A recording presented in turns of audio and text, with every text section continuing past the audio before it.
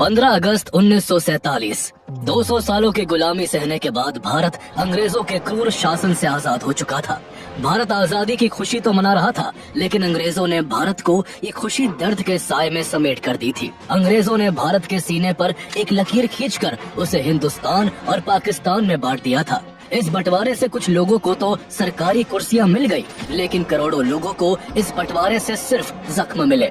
ना चाहते हुए भी लोगों को अपना घर, अपनी जमीन, अपना काम, अपना शहर और अपना देश छोड़कर रातों रात भागकर एक तरफ से दूसरी तरफ जाना पड़ा। जो लोग अपनी धरती को छोड़कर जाने के लिए तैयार नहीं हुए, उनका कत्ल किया जाने लगा। चप्पा चप्पा कम्युनल वायलेंस की चपेट में था। इस हिंसा के चलते पाकिस्तानी जमीन से ज्यादातर हिंदू और सिख अपनी जान और इज्जत बचाकर भारत की तरफ भाग आए। वहीं भारत से भी लाखों मुस्लिम पाकिस्तानी सरहदों की तरफ भाग निकले। पुरखों द्वारा अखंड भारत के लिए लड़ी गई लड़ाई के बाद मिली ये आजादी नासूर बनकर रह गई थी।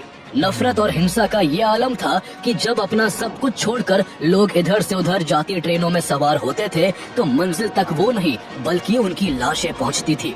ये आजादी जिसके लिए हजारों क्रांतिकारी हंसते हंसते फांसी के फंदे से झूल गए थे, उस आजादी के बाद हुए इस पार्टीशन ने लगभग 10 लाख लोगों से उनकी जिंदगी और करीब 1.5 करोड़ लोगों से उनका घर छीन लिया था। लेकिन सोचने वाली बात ये है कि आखिर ये पार्टीशन हुआ ही क्यों?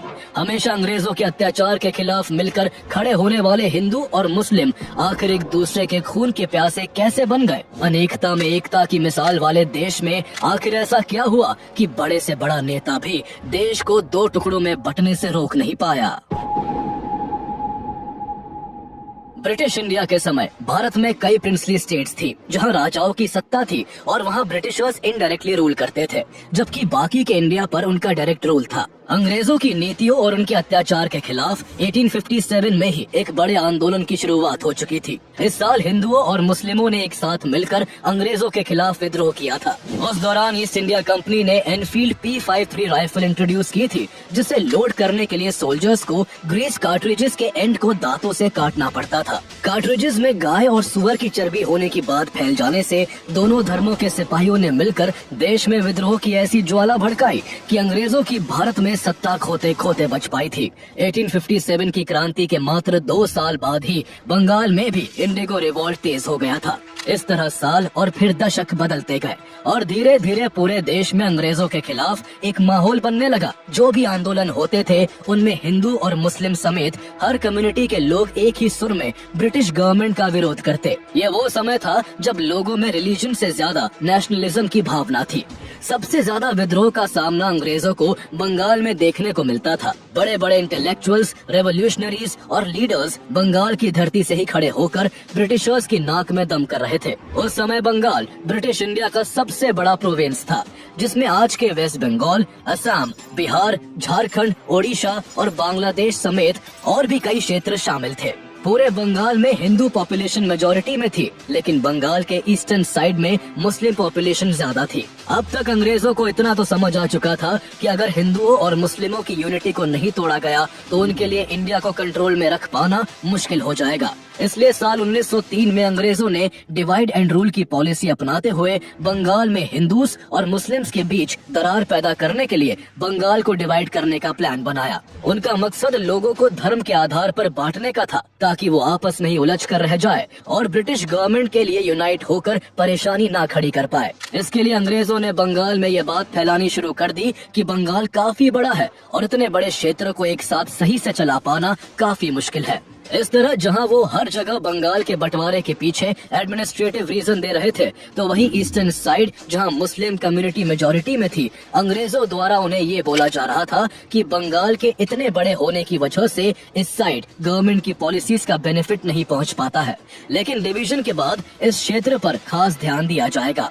इसके बाद 20 जुलाई 1905 को बंगाल डिवीजन का अनाउंसमेंट कर दिया गया, जिसका बंगाल के लोगों ने भारी विरोध किया। तब तक इंडियन नेशनल कांग्रेस भारतीय लोगों की आवाज बन चुकी थी और कांग्रेस के नेताओं ने भी इस डिवीजन के फैसले का पुरजोर विरोध किया। कांग्रेस लीडर्स को पता था कि ये सब अंग्रेज केवल लोगों को धर्म के आधार पर बांटने के लिए कर रहे हैं, लेकिन इतने विरोध के बावजूद 16 अक्टूबर 1905 को बंगाल को 2 हिस्सों में बांट दिया गया। पहला वेस्टर्न साइड बंगाल ओडिशा और बिहार जैसे क्षेत्रों को मिलाकर बंगाल बना रहा, जबकि दूसरा ईस्टर्न साइड बंगाल और असम को मिलाकर ईस्टर्न बंगाल एंड असम बना दिया गया। इस डिवीजन से ये हुआ कि जो मुस्लिम कम्युनिटी विभाजन से पहले बंगाल में माइनॉरिटी में थी, वो अब ईस्टर्न बंगाल एंड असम में मेजोरिटी में आ चुकी थी।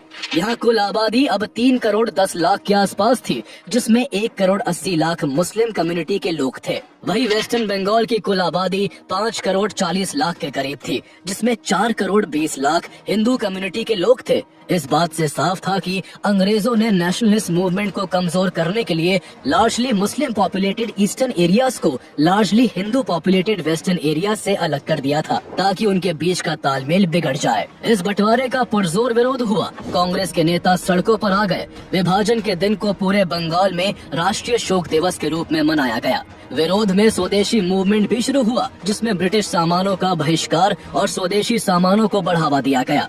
धीरे धीरे यह आंदोलन पूरे देश में फैलने लगा। बाल गंगाधर तिलक ने इस आंदोलन का प्रचार बम्बई और पुणे में किया। वही अजीत सिंह और लाला लाजपत राय ने पंजाब और उत्तर प्रदेश में इस आंदोलन को फैलाने का काम किया। रविंद्रनाथ टैगोर ने इसके खिलाफ अमर सोनार बांग्ला गीत लिखा, जो आंदोलनकारियों के लिए विरोध जताने का जरिया बन गया। 1906 में कलकत्ता में हुए कांग्रेस अधिवेशन की अध्यक्षता दादा भाई नौरोजी ने की, जहां पहली बार अंग्रेजों से सेल्फ गवर्नेंस की मांग रखी गई। इस तरह भारत में एक बार फिर नेशन वाइड मूवमेंट की शुरुआत हो गई। लेकिन इस दौरान वो भी हो रहा था जो ब्रिटिशर्स चाहते थे। अब ईस्टर्न बंगाल एंड असम में मुस्लिम पॉपुलेशन मेजोरिटी में थी, इसलिए कई मुस्लिम एक्टिविस्ट ने इस विभाजन को एक अपॉर्चुनिटी के रूप में देखा। वो जिस तरह पहले कांग्रेस के साथ मिलकर अंग्रेजों का विरोध करते थे, इस बार उन्होंने ऐसा नहीं किया, बल्कि इसके ऑपोजिट कई मुस्लिम नेताओं ने अंग्रेजों का सपोर्ट करते हुए पार्टीशन के खिलाफ जारी मूवमेंट का विरोध किया। वो इस पार्टीशन से खुश थे, क्योंकि अब उन्हें लगता था कि ईस्ट बंगाल की वजह से उन्हें ज्यादा पॉलिटिकल और सोशल कंट्रोल मिलेगा। इस दौरान उनके अंदर एक और बात बिठाई गई कि कांग्रेस तो केवल हिंदुओं की पार्टी है, वो तो केवल हिंदुओं का पक्ष रखती है। ऐसे में ईस्ट बंगाल के मुस्लिम एक्टिविस्ट को लगने लगा था कि देश अगर आजाद हो भी गया तो सत्ता कांग्रेस संभालेगी और फिर हिंदुओं का ही राज होगा। इन विचारों ने उन्हें मुस्लिमों के रिप्रेजेंटेटिव के तौर पर एक सेपरेट मुस्लिम पार्टी बनाने के लिए प्रेरित कर दिया, जो मुस्लिम कम्युनिटी की आवाज को ब्रिटिश गवर्नमेंट के आगे रख सके। कांग्रेस भी ये सब भांप चुकी थी कि अंग्रेजों ने भेदभाव के गहरे बीज देश में बो दिए हैं, जिससे आंदोलन की दिशा भटक सकती है। इसलिए कांग्रेस के दिग्गज नेताओं ने बार बार साफ किया कि कांग्रेस पूरे देश की पार्टी है और कांग्रेस का सपना एक यूनाइटेड सेक्युलर इंडिया का है, जिसकी छतरी के नीचे हर मजहब के लोग मिलकर रहेंगे। कांग्रेस में जो मुस्लिम नेता थे, उन्होंने भी सबसे यही बात कही, लेकिन अब देर हो चुकी थी। अंग्रेजों का प्लान काम कर गया था और एक ही सुर में बोलने वाले नेताओं के बीच अब दरार पड़ चुकी थी। कुछ मुस्लिम नेताओं ने कांग्रेस के बराबर में मुस्लिम कम्युनिटी के रिप्रेजेंटेशन के नाम पर एक इंडिपेंडेंट ऑर्गेनाइजेशन बनाने का फैसला किया। इसके गठन के लिए सितंबर 1906 में लखनऊ में एक बैठक आयोजित की गई, जिसमें भारत के कई मुस्लिम प्रतिनिधियों ने भाग लिया। इस बैठक में पॉलिटिकल पार्टी के फॉर्मेशन पर विचार किया गया। इस दौरान सबसे बड़ा role all India Mohammedan educational conference AIMEC का था, जिसे सर सैयद अहमद खान ने 1886 में मुसलमानों को एजुकेशन देने के लिए बनाया था। इस ऑर्गेनाइजेशन को पॉलिटिक्स से दूर रखा गया था, लेकिन 30 दिसंबर 1906 को जब AIMEC का 20th सेशन ढाका में आयोजित किया गया, जिसमें लगभग 3000 डेलीगेट्स ने भाग लिया था, तो उन्होंने मिलकर AIMEC से पॉलिटिक्स पर लगा बैन हटा दिया। इसके बाद all India Muslim league AIML का फॉर्मेशन हुआ। इस नाम का सजेशन नवाब ख्वाजा सर सलीमुल्लाह बहादुर ने दिया था। इस तरह ऑल इंडिया मुस्लिम लीग का गठन हुआ, जिसके फाउंडर्स ख्वाजा सलीमुल्लाह, विकार उल मुल्क, सैयद अमीर अली, सैयद नबी उल्लाह, खान बहादुर गुलाम और मुस्तफा चौधरी थे। लीग के पहले ऑनरी प्रेसिडेंट सर सुल्तान मोहम्मद शाह बने। ऑल इंडिया मुस्लिम लीग अपने फॉर्मेशन के बाद कई पहलुओं पर काम करने में लगी हुई थी। एक तरफ उसके लीडर्स देश भर के मुसलमानों का समर्थन कांग्रेस से मुस्लिम लीग की तरफ शिफ्ट करने की कोशिश में लगे थे, तो दूसरी ओर ब्रिटिश गवर्नमेंट की गुड बुक्स में रहने के लिए मुस्लिम लीग के लीडर्स ब्रिटिशर्स के प्रति खूब वफादारी दिखा रहे थे। इसका असर ये हो रहा था कि लीग द्वारा जब भी मुस्लिम कम्युनिटी के हितों और अधिकारों के लिए कोई मांग उठाई जाती, तो अंग्रेज उस पर खास ध्यान देते थे। ऐसे में 1908 में मुस्लिम लीग ने अमृतसर में एक अधिवेशन आयोजित किया जिसमें मुस्लिमों के लिए सेपरेट इलेक्टोरेट की मांग उठाई गई। इसके बाद ब्रिटिश गवर्नमेंट सुधार के नाम पर 1909 में मॉर्ले मिंटो रिफॉर्म्स लेकर आती है, जिसमें सेपरेट इलेक्टोरेट्स का सिस्टम लागू कर दिया गया। इसके तहत सिर्फ मुस्लिम लोग ही मुस्लिम कैंडिडेट्स के लिए वोट कर सकते थे। ये सब साफ तौर पर हिंदू और मुस्लिम कम्युनिटी के बीच की खाई को और भी गहरा करने के लिए किया गया था। यही से देश में कम्युनलिज्म बढ़ता चला गया और भारत में पहली बार रिलीजन के नाम पर पोलराइजेशन की शुरुआत हो गई। कांग्रेस ने मॉर्ले मिंटो रिफॉर्म्स का पुरजोर विरोध किया, लेकिन कुछ नहीं हो सका। मुस्लिम लीग ने सेपरेट इलेक्टोरेट हासिल करके न केवल कांग्रेस को एक डिप्लोमेटिक और आइडियोलॉजिकल हार दी, बल्कि इससे लीग ने भारतीय मुस्लिमों का भी भरपूर समर्थन हासिल किया। अब मुस्लिम कम्युनिटी की एक बड़ी तादाद को लगने लगा था कि मुस्लिम लीग ही उनके लिए ज्यादा बेनिफिशियल है। अंग्रेज भारत को हिंदू और मुस्लिम में बांटकर बहुत खुश थे और उन्हें अनुमान था कि अब देश की राजनीति किस दिशा की तरफ मुड़ चुकी है। इसका एक सबूत सेपरेट इलेक्टोरेट को लागू करने के बाद उस समय के वायसरॉय लॉर्ड मिंटो द्वारा अपने दोस्त को लिखे लेटर में देखने को मिलता है, जिसमें उन्होंने लिखा था कि हम सेपरेट इलेक्टोरेट बनाकर भारत में ऐसा घातक विष बो रहे हैं जिसकी फसल बहुत कड़वी होगी। साल 1911 में अंग्रेजों ने ईस्टर्न बंगाल और वेस्टर्न बंगाल को फिर से एक कर दिया, लेकिन बंगाल का बंटवारा करके उन्हें जो चाहिए था वो उन्हें मिल चुका था। लगातार हिंदू और मुस्लिम नेताओं के बीच बढ़ती इस खाई को पाटने के लिए एक मुस्लिम कांग्रेस लीडर मोहम्मद अली जिन्ना आगे आते हैं। जिस साल मुस्लिम लीग का गठन हुआ था, उसी साल जिन्ना ने कांग्रेस को ज्वाइन किया था। वो एक बैरिस्टर थे जो लंदन से पढ़कर आए थे। उनकी लाइफस्टाइल मुस्लिम ट्रेडिशन से बिल्कुल अलग थी। वो कट्टरपंथी मौलाना और मौलवियों के कड़े आलोचक थे और कांग्रेस की सेक्युलर आइडियोलॉजी के बहुत बड़े समर्थक थे। उनका मानना था कि देश में धर्म के आधार पर कोई भी भेदभाव नहीं होना चाहिए। भारत की आजादी के लिए वो कांग्रेस और मुस्लिम लीग में एकता करवाना चाहते थे, ताकि दोनों मिलकर एक साथ अंग्रेजों के खिलाफ आवाज बुलंद कर सके। इसके लिए दोनों तरफ तालमेल बिठाना जरूरी था। इसलिए जिन्ना कांग्रेस में रहते हुए साल 1913 में मुस्लिम लीग को भी ज्वाइन कर लेते हैं। अब कांग्रेस और मुस्लिम लीग के बीच जिन्ना एक ब्रिज की तरह बन गए थे। उन्हीं के प्रयासों से 1916 में मुस्लिम लीग और कांग्रेस का ज्वाइंट सेशन हुआ, जिसमें दोनों पार्टियों के बीच लखनऊ पैक्ट साइन हुआ। इस पैक्ट के तहत पॉलिटिकल पार्टीज ने रिलीजियस माइनॉरिटीज को प्रोविंशियल लेजिस्लेचर्स में पार्टिसिपेशन देने का फैसला किया। मुस्लिम लीग के लीडर्स ने भी इंडियन सोवरेनिटी के लिए कांग्रेस लेड मूवमेंट के साथ एकजुट होने पर सहमति जताई। चूँकि जिन्ना का इस दौरान अहम रोल था और वो हिंदू मुस्लिम एकता की बातें करते थे, इस वजह से सरोजिनी नायडू ने जिन्ना को ambassador of Hindu and Muslim unity का टैग तक दे दिया था। लेकिन उस वक्त ना तो उन्हें और ना किसी और को ये पता था कि आगे चलकर सब कुछ बदलने वाला है। लखनऊ पैक्ट से कांग्रेस के कई बड़े नेता खुश नहीं थे। उन्हें ये लगा कि कांग्रेस ने कहीं ना कहीं इस पैक्ट के चलते अपने सेक्युलर प्रिंसिपल से कॉम्प्रोमाइज किया है। ये वो समय था जब कांग्रेस मुस्लिम लीग से कहीं ना कहीं बैकफुट पर जा रही थी। इसी दौरान गांधी जी साउथ अफ्रीका से लौटकर कांग्रेस ज्वाइन कर लेते हैं। उन्होंने जब नॉन वायलेंस के मेथड से 1917 में बिहार में चंपारण सत्याग्रह किया तो लाखों लोगों के लिए वो आजादी की उम्मीद बन गए। उस दौरान 1919 में देश में खिलाफत मूवमेंट भी शुरू हो चुका था। इसे इंडियन मुस्लिम्स ने एलाइड पावर्स की उन नीतियों के विरोध में शुरू किया था जो वर्ल्ड वॉर 1 में ओटोमन एम्पायर की हार के बाद उस पर लागू की गई थी। गांधी जी ने इस मूवमेंट को हिंदू मुस्लिम यूनिटी के एक बड़े अवसर के रूप में देखा। उन्होंने कहा कि अगर कांग्रेस हिंदू मुस्लिम एकता की बात करती है तो खिलाफत मूवमेंट से उसे जुड़ना चाहिए।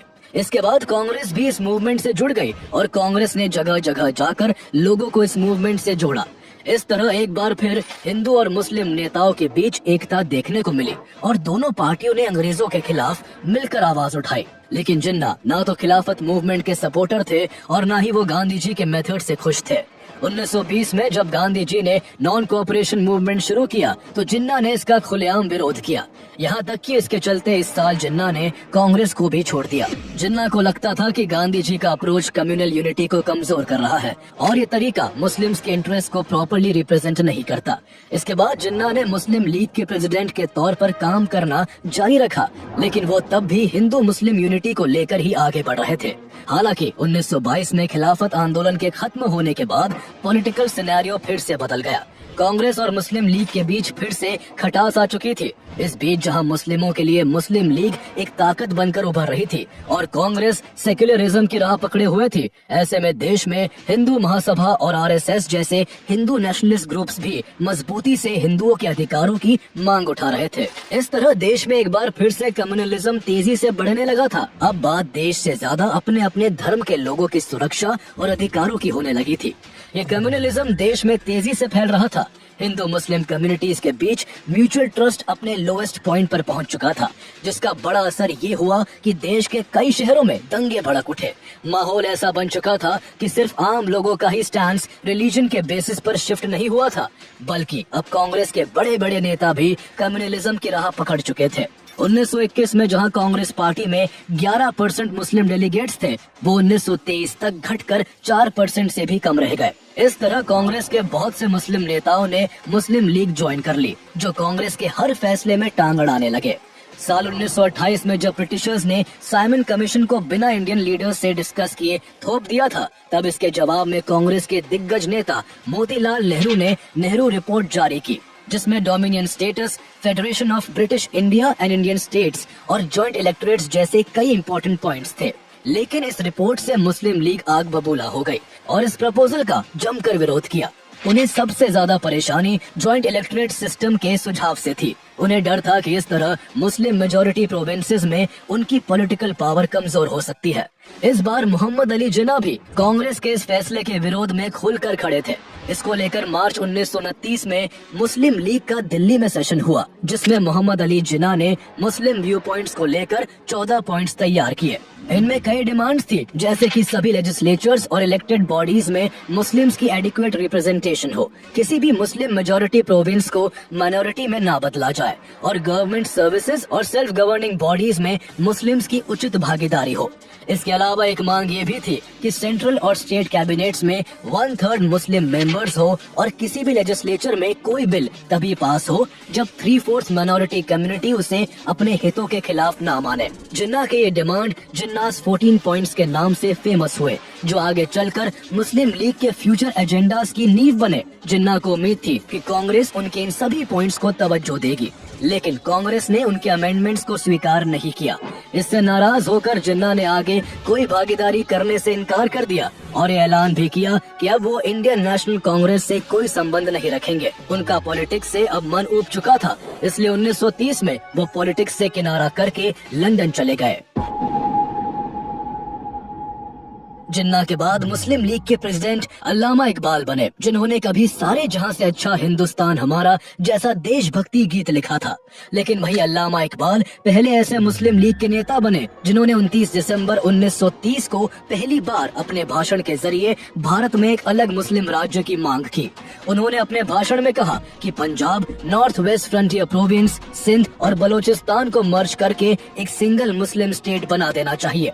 उनके इस बयान के बाद देश में 2 नेशन थ्योरी जोर पकड़ने लगी। इस मांग में एक चैप्टर चौधरी रहमत अली ने भी जोड़ दिया। उन्होंने 1933 में नाउ और नेवर नाम से एक पैम्फलेट लिखा, जिसमें उन्होंने इकबाल की जो Punjab, north west frontier province, Sindh और बलोचिस्तान को मर्ज कर सिंगल मुस्लिम स्टेट बनाने की मांग थी, उसमें उन्होंने कश्मीर का नाम भी जोड़ दिया और इन्होंने इन स्टेट्स को मिलाकर मुस्लिमों के लिए एक अलग देश पाकिस्तान बनाने की बात की। रहमत अली ने पाकिस्तान नेशनल मूवमेंट शुरू किया और फिर पाकिस्तान नाम से एक न्यूज़पेपर भी पब्लिश किया, ताकि इसके जरिए पाकिस्तान की मांग को हवा दी जा सके। इस तरह अब देश को 2 हिस्सों में बांटने की बातें देश की हवाओं में घुल गई। मुस्लिम लीग के लीडर्स ने ये प्रोपेगेंडा शुरू कर दिया कि हिंदुओं और मुस्लिमों का कल्चर बिल्कुल अलग अलग है और दोनों धर्म के लोग कभी एक देश के नहीं हो सकते, चाहे वो सदियों से साथ क्यों न रहते आए हो।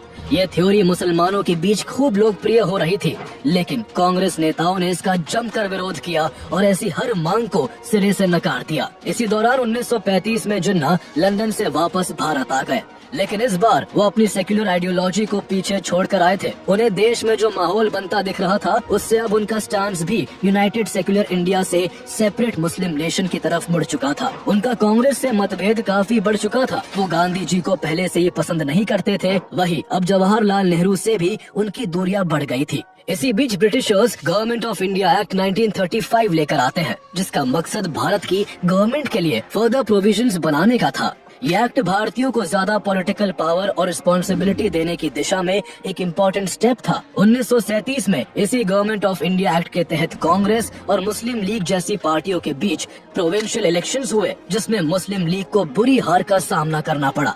उनकी किसी भी प्रोविंस में गवर्नमेंट नहीं बन पाई, यहाँ तक कि पंजाब और बंगाल जैसी मुस्लिम मेजॉरिटी प्रोविंसेस में भी उन्हें हार का सामना करना पड़ा। वही कांग्रेस ने इस इलेक्शन में अच्छा परफॉर्मेंस किया और कई प्रोविंसेस में गवर्नमेंट बनाई। इस चुनाव परिणाम से हताश होकर 28 मई 1937 को अल्लामा इकबाल ने जिन्ना को एक लेटर लिखा।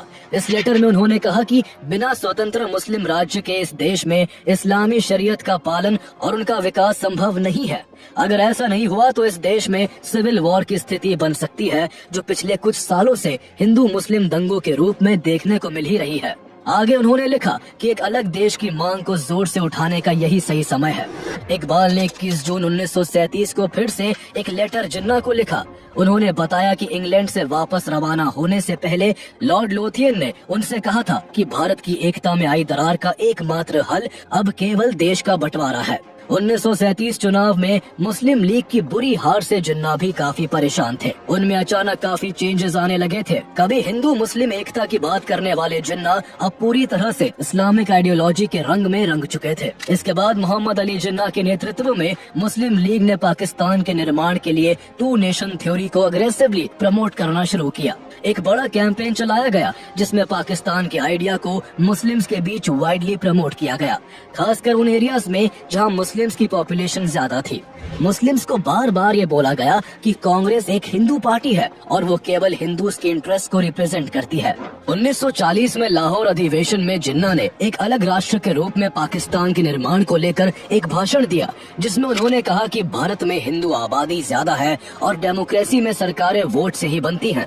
ऐसे में यहाँ सत्ता हमेशा हिंदुओं के पास ही रहेगी और भारत में मुस्लिमों के साथ हमेशा डिस्क्रिमिनेशन होगा। इसलिए सब मुस्लिम एक हो जाओ और एक अलग देश की फॉर्मेशन के लिए जी जान लगा दो। इसी बीच सेकेंड वर्ल्ड वॉर भी तेजी पकड़ चुका था। युद्ध में अंग्रेजों को सैनिकों की जरूरत थी और वो इस वॉर में इंडियंस का सपोर्ट चाहते थे। 22 मार्च 1942 को सर स्टैफोर्ड क्रिप्स ने कांग्रेस के साथ नेगोशिएशन शुरू किए ताकि ब्रिटेन को वर्ल्ड वॉर 2 में इंडियन सपोर्ट मिल सके, पर कांग्रेस में गरम दल के नेता और कई बुद्धिजीवी इसके लिए राजी नहीं हुए। लेकिन गांधी जी ने इसे एक अपॉर्चुनिटी की तरह देखा। उन्होंने वॉर में ब्रिटिशर्स की मदद के लिए इंडियन सोल्जर्स की भर्ती का समर्थन किया, लेकिन इस सपोर्ट के बदले उन्होंने भारत की आजादी की मांग कर दी। अंग्रेजों ने काफी कोशिश की कि पूर्ण स्वराज की मांग टल जाए, लेकिन कांग्रेस की फुल इंडिपेंडेंस की मांग जस से तस बनी रही। जब अंग्रेज इसके लिए नहीं माने तो गांधी जी ने डू और डाई का नारा देते हुए अगस्त 1942 में क्विट इंडिया मूवमेंट की शुरुआत कर दी। पूरे देश में आंदोलन हवा की तरह फैल गया। ऐसे में जहां देश की हर गली हर रास्ते पर ब्रिटिश राज के खिलाफ बगावत की चिंगारी भड़क रही थी, तब इस दौरान मुस्लिम लीग अंग्रेजों की नजर में अपने नंबर बनाने में लगी हुई थी। जिन्ना और मुस्लिम लीग ने ब्रिटिशर्स वॉर एफर्ट का अनकंडीशनल सपोर्ट किया और क्विट इंडिया मूवमेंट का खूब विरोध करते हुए मुस्लिम कम्युनिटी से भी इस आंदोलन का हिस्सा न बनने की अपील की। अंग्रेजों के लिए मामला साफ था।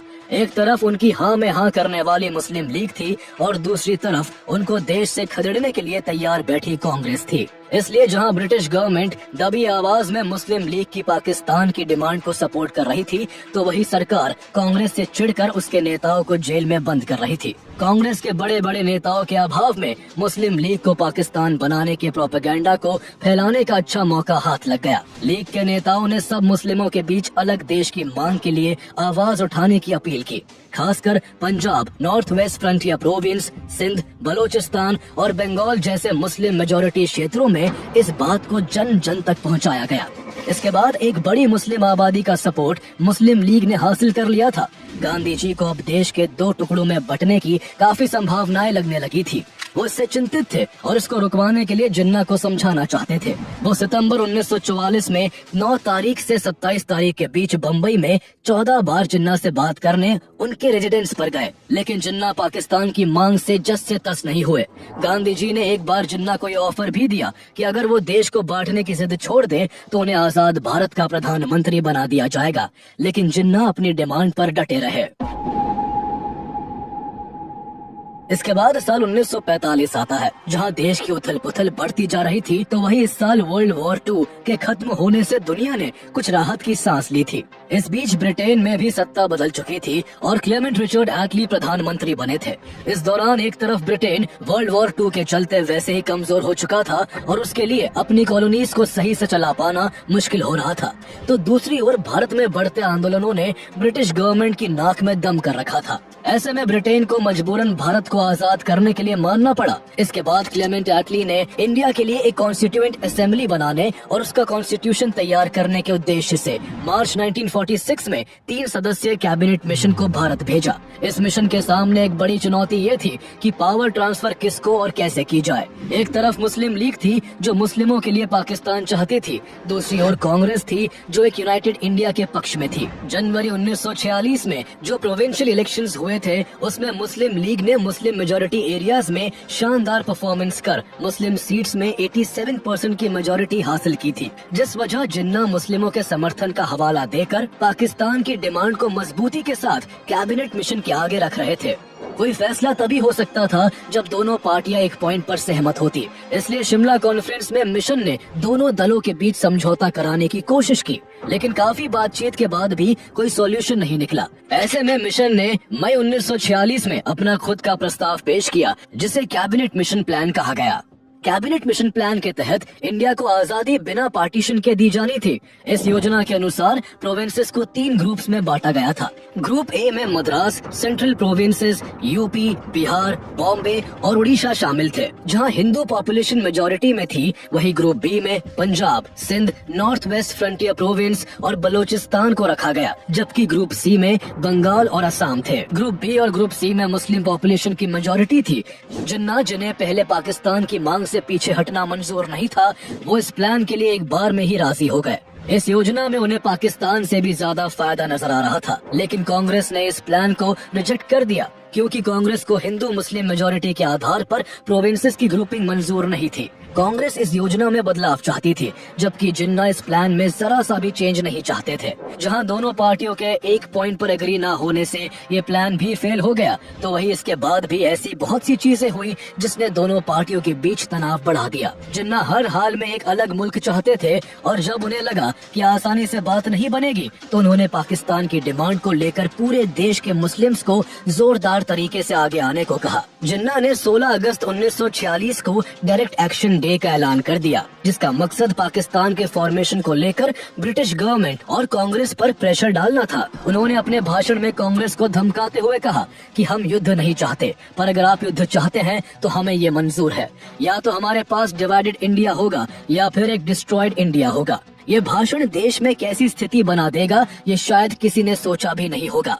मुस्लिम लीग के लोग तुरंत एक्टिव हो गए और उन्होंने सभी मुस्लिम्स को सड़कों पर उतरने को कहा। जो कुछ ज्यादा कट्टरपंथी थे, उन्होंने देश में दंगे करवाने शुरू कर दिए। इसकी शुरुआत सबसे पहले कैलकाटा से हुई। उस समय हुसैन सुहरावर्दी बंगाल के मुख्यमंत्री थे, जो मुस्लिम लीग के नेता भी थे। उन्होंने अपने पद का गलत फायदा उठाते हुए मुस्लिम कट्टरपंथियों को कैलकाटा में हिंदुओं को मारने की खुली छूट दे दी। कैलकाटा में हिंदू पॉपुलेशन मेजॉरिटी में थी, इसलिए मुस्लिम लीग हिंदुओं को मारकर या भगाकर कैलकाटा से खाली करना चाहती थी, ताकि कैलकाटा में मुस्लिम आबादी ही बचे और कलकत्ता पाकिस्तान का हिस्सा बन जाए। हुसैन सुहरावर्दी ने पुलिस के भी हाथ बांध दिए ताकि कोई बीच बचाव के लिए न आ सके। इसके बाद कलकत्ता ने अपने इतिहास का सबसे बुरा दिन देखा। वहाँ बड़े पैमाने पर खून खराबा होने लगा। पहले ही दिन हजारों हिंदू मारे गए, जिसके जवाब में हिंदू गुट भी यूनाइट होकर रिटेलिएट करने लगे। इससे खून खराबा दोगुना हो गया। मुस्लिम लीग द्वारा फैलाई गई इस क्रूर और निर्मम घटना को द ग्रेट कैलकाटा किलिंग्स के नाम से भी जाना जाता है। ये वायलेंस बाद में नोआखली, बिहार, पंजाब, उत्तर प्रदेश और नॉर्थ वेस्टर्न फ्रंटियर प्रोविंस जैसे अन्य रीजन्स में भी फैल गया। हर तरफ मार काट का मंजर था। मजहब के नाम पर ब्रूटल वायलेंस ने देश के विभाजन की डिमांड को और भी मजबूत कर दिया था। जवाहरलाल नेहरू और सरदार पटेल जैसे कांग्रेस के बड़े नेताओं को भी अब लगने लगा था कि ऐसी क्रूर हिंसाओं से तो अच्छा ही है कि देश 2 टुकड़ों में बट जाए। भारत में ऐसी बढ़ती हिंसाओं और कांग्रेस और मुस्लिम लीग के एकमत न होने से ब्रिटेन के प्राइम मिनिस्टर क्लेमेंट एटली बहुत फ्रस्ट्रेट हो चुके थे। वो जल्द से जल्द इंडिया को फ्री करना चाहते थे। उन्होंने साफ कहा कि 30 जून 1948 तक सभी ब्रिटिशर्स भारत को छोड़ देंगे। उसके बाद देश में जो भी होगा उनकी जिम्मेदारी नहीं होगी। 30 जून 1948 तक हर हाल में भारत की सत्ता भारतीयों को सौंपने के निर्देश के साथ भारत के नए वायसरॉय के रूप में लॉर्ड माउंटबेटन को भारत भेजा गया। ऐसे नाजुक हालातों में माउंटबेटन 22 मार्च 1947 को भारत आए। में 1947 में उन्होंने डिकी बर्ड प्लान नाम से एक योजना दोनों पार्टियों के सामने रखी, लेकिन दोनों पार्टियों के बीच तब भी सहमति नहीं बनी। इसके बाद लॉर्ड माउंटबेटन ने एक नया प्लान पेश किया, जिसे जून 3 प्लान या माउंटबेटन प्लान के नाम से जाना गया। ये प्लान भारत की आजादी के लिए लास्ट प्लान था। इस प्लान के हिसाब से देश को डिवाइड करके 2 इंडिपेंडेंट नेशंस इंडिया और पाकिस्तान में बांटना था। दोनों नेशंस को ऑटोनॉमी और सोवर्निटी दी जाती, यानी वो अपने इंटरनल और एक्सटर्नल मैटर्स पर पूरा कंट्रोल रख सकते थे। साथ ही दोनों नेशंस को अपना कॉन्स्टिट्यूशन बनाने का अधिकार था। इस प्लान को कांग्रेस और मुस्लिम लीग दोनों ने एक्सेप्ट कर लिया। इस प्लान को इंडियन इंडिपेंडेंस एक्ट 1947 के जरिए इम्प्लीमेंट किया गया, जिसे ब्रिटिश पार्लियामेंट में पास किया गया और 18 जुलाई 1947 को रॉयल एसेंट मिल गया। इसी इंडियन इंडिपेंडेंस एक्ट 1947 के तहत पंजाब और बंगाल का पार्टीशन किया गया, जिसमें ईस्ट पंजाब और वेस्ट बंगाल भारत में रहे, जबकि वेस्ट पंजाब और ईस्ट बंगाल को पाकिस्तान में शामिल कर दिया गया। सिंध और north western frontier province NWFP ने पाकिस्तान में ज्वाइन करने का फैसला किया। इस तरह Sindh, north western frontier province, Balochistan, west Punjab, east Bengal और सिलेट को मिलाकर पाकिस्तान बना। इसके अलावा सभी प्रिंसली स्टेट्स को चॉइस दी गई कि या तो वो इंडिया या पाकिस्तान में से किसी एक को ज्वाइन कर सकते हैं या फिर इंडिपेंडेंट रह सकते हैं। पावर ट्रांसफर की डेट 15 अगस्त 1947 तय की गई थी, जिस दिन भारत और पाकिस्तान दोनों को आजादी मिलनी थी। लेकिन लॉर्ड माउंटबेटन के लिए एक ही दिन 2 अलग अलग जगहों पर जाकर पावर हैंडओवर करना पॉसिबल नहीं था। इसलिए 14 अगस्त को पाकिस्तान को इंडिपेंडेंट किया जाता है और अगला दिन 15 अगस्त भारत की आजादी का दिन बनता है। लेकिन सबसे बड़ी बात इस दौरान ये थी कि देश 2 हिस्सों में बंट तो गया, लेकिन किस देश का बॉर्डर कहाँ लगता है, ये आजादी के दिन तक भी अंग्रेजों ने नहीं बताया था। दरअसल जून 1947 में ही बाउंड्रीज को तय करने के लिए सर साइरल रैडक्लिफ की अध्यक्षता में बाउंड्री कमीशन का गठन किया गया था। रैडक्लिफ ना तो इससे पहले भारत आए थे और ना उन्हें भारत के कल्चर और ज्योग्राफी के बारे में कुछ खास नॉलेज थी, लेकिन फिर भी उन्होंने केवल 5 हफ्तों में ब्रिटिश इंडिया के पेपर मैप पर एक लकीर खींचकर देश को 2 टुकड़ों में बांट दिया था। 17 अगस्त 1947 को वो सीमा रेखा घोषित की गई जो इंडिया और पाकिस्तान को अलग करती थी, जिसे रैडक्लिफ लाइन कहा गया। रैडक्लिफ लाइन के तहत भारत को 3 हिस्सों वेस्ट पाकिस्तान, ईस्ट पाकिस्तान और इंडिया में डिवाइड किया गया। उस समय कम्युनिकेशन के जरिए इतने एडवांस नहीं थे कि आसानी से सही बाउंड्रीज के बारे में जनता को बताया जा सके, इसलिए एक बड़े केओस का माहौल बन गया। लाखों घर एक ही झटके में दूसरे देश की सीमा के अंदर हो चुके थे। पाकिस्तान से हिंदू और सिख लोग अपना घर, जमीन, कारोबार सब छोड़कर भारत के लिए निकल पड़े। वहीं लाखों मुस्लिम लोग भी अपना सब समेटकर भारत से पाकिस्तान जाने लगे। लेकिन लोगों के लिए एक जगह से दूसरी जगह जाना लगभग मौत के दरिया को पार करने जैसा था, क्योंकि हर तरफ कम्युनल राइट्स का मंजर था। मार काट और खून खराबा आम बात बन चुकी थी। 1000 क्या 10,000 क्या लाखों लोग इस पार्टीशन के चलते अपनी जान गंवा बैठे थे। वही बेघर होने वालों की कोई सही गिनती तक नहीं थी। देश को जब आजादी का जश्न मनाना चाहिए था, तब देश लाखों लोगों के खून और करोड़ों लोगों की पीड़ा से करहा रहा था। ये विभाजन का जख्म ऐसा जख्म था जो 7 से ज्यादा दशकों बाद भी आज तक नहीं भर सका। लेकिन आजादी के समय भारत के नेता भी सबसे चुनौती भरे समय से गुजर रहे थे। उन्होंने भारत से पाकिस्तान को अलग होते देख लिया था, लेकिन अब भी 500 से ज्यादा प्रिंसली स्टेट्स थी जिन्हें भारत और पाकिस्तान में से किसी एक को चुनने की स्वतंत्रता दी गई थी। सरदार वल्लभ भाई पटेल ने देश के इतिहास में इन स्वतंत्र रियासतों को एकजुट करने का सबसे महत्वपूर्ण काम किया।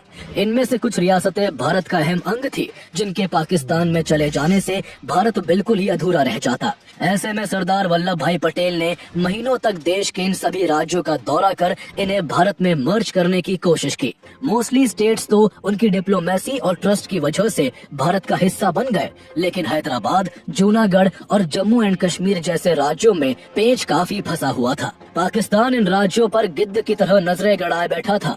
जम्मू एंड कश्मीर की बागडोर उन दिनों महाराजा हरि सिंह के हाथों में थी। वो पहले इंडिपेंडेंट रहना चाहते थे, लेकिन जब जम्मू एंड कश्मीर को जबरदस्ती हड़पने के लिए पाकिस्तानी आर्मी ने वहां अटैक कर दिया तो जम्मू एंड कश्मीर कुछ शर्तों के साथ भारत में शामिल हो गया। उस दौरान जूनागढ़ पाकिस्तान में मिलने को तैयार था, जहां अधिकतर जनसंख्या हिंदुओं की थी जो भारत में ही रहना चाहते थे।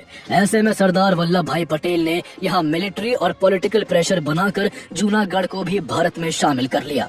हैदराबाद के निजाम ने भी जब अकड़ दिखाई तो यहाँ भी वल्लभ भाई पटेल ने अपनी सूझबूझ का परिचय देते हुए मिलिट्री सपोर्ट से हैदराबाद को भारत में मिला लिया। तब मणिपुर, भोपाल और सिक्किम ने भी इंडिपेंडेंट रहना चुना था, लेकिन बाद में मणिपुर और भोपाल जहां 1949 में भारत के साथ जुड़ गए तो वही सिक्किम का भारत में ऑफिशियली 1975 में मर्जर हुआ और इस तरह आज के भारत की तस्वीर पूरी हुई।